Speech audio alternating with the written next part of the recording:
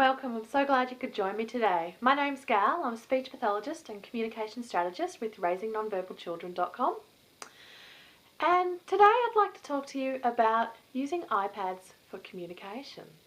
Now, there's been a lot of shows on TV showing how an iPad has helped someone who has never been able to talk before suddenly be able to communicate. And I think it's really wonderful that we're seeing a lot of alternative communication devices in the mainstream media. I think that is absolutely wonderful. But a lot of the time they're showing that it's a cure. It's a magic way of helping your child learn to communicate and that it will instantly solve all the problems. And I think that's very rarely true. Oftentimes they say that the person's never had been offered any other system to communicate and someone's put an iPad in their hands and suddenly they've got a full operational vocabulary. And I think very often that's not true. Very often people have tried a lot of things to help people communicate and they have found a communication tool that has helped that person communicate. What I want to talk to you today about is a few of the pros and cons of using an iPad to help your child learn to communicate. Now, a couple of the pros. Well, an iPad is a very affordable communication device. You can pick up iPads for as cheap as a few $100s if they're second-hand. So that means that compared to a device that might cost a few $1,000s, that's a dedicated communication device, it's something that you can have in your house. In fact, many people already have them in their house. Another great thing is that they're so easy to use. I've seen children as young as 12 months old be able to turn on an iPad, swipe across it and go to their favourite game, which is fantastic.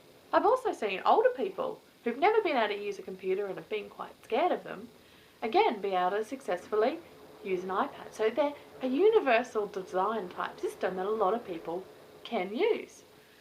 Another great thing is because they're so easy to use and everyone has them, there's probably a few people in your house or that you know that can help you program it to help your child communicate. Now, a couple of the negatives that you might not have thought about or you might have come across. The first one is iPads are fun. Now, this is great because it means that your child could be using a great communication tool that's also very cool and all their friends want to actually interact with them because they have a very cool device. On the other hand, there's a lot of fun things on the iPad. So you can get to YouTube very easily and watch all sorts of funny videos that are very amusing. And there's lots of games as well on iPads. And kids work out pretty quickly how to press that one button on the front so that they can log out the program that you want them to be in and go play something else.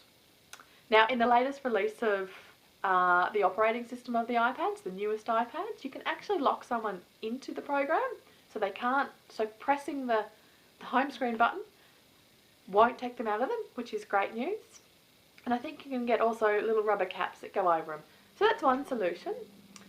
Another problem with iPads is that there are so many different apps that you can use for communication. There's something like 220 apps at the moment on the iTunes store that you can use for communication. Some of them are absolutely fantastic. They can be really useful tools to help your child communicate. Others are not so great. They don't use best practice like saying the word as you press it, or they might be designed in ways that aren't intuitive and don't support language development for children.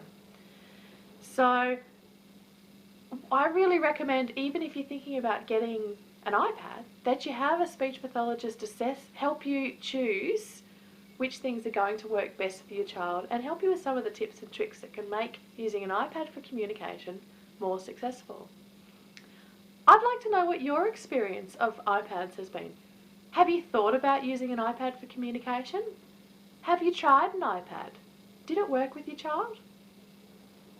Or do you need to keep on trying to see if it can work more for communication? I'd love to hear your experiences. Please leave a comment in the comments down below and share with me what your experiences have been.